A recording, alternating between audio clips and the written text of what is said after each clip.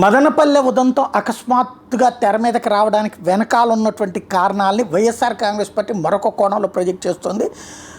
ఇందులో చిత్తూరు జిల్లా Madanapalle sub collector గారిలో రికార్డులు తగలబడ్డాయన్నటువంటి ఆరోపణలు దాని మీద చంద్రబాబు చేస్తున్న హడావిడి డైవర్షన్ పాలిటిక్స్ అని ఆరోపించింది. చంద్రబాబుకి విషయంలో గనుడైన విషయం దేశం మొత్తానికి తెలిసిందే. రాష్ట్రంలో అరాచక పాలన, రాజకీయ హత్యలు, అత్యాచార ఘటనల నుంచి ప్రజల దృష్టి మళ్లించడానికి చేస్తున్న ప్రయత్నం ఇది.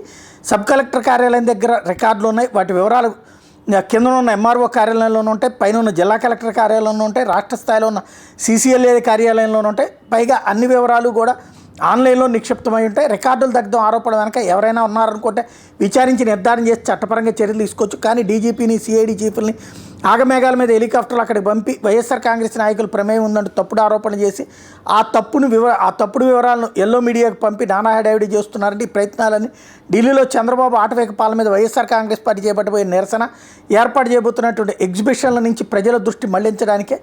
కర్నూలు జిల్లా మచ్చుమరిలో బాలిక మీద అఘాయిత్యం జరిగినప్పుడు, వినుకొండలో రషీద్ దారుణ హత్యకు గురైనప్పుడు, రాష్ట్రంలో టీడీపీ నాయకులు దౌర్జన్యాలకు దిగినప్పుడు దోషులను వెంటనే పట్టుకుని చట్టం ముందు నిలబెట్టడానికి ఇదే డీజీపీని హెలికాప్టర్లో ఇలాగే పంపించిస్తే బాగుండేది అంటూ వైఎస్ఆర్ కాంగ్రెస్ పార్టీ కామెంట్ చేస్తోంది.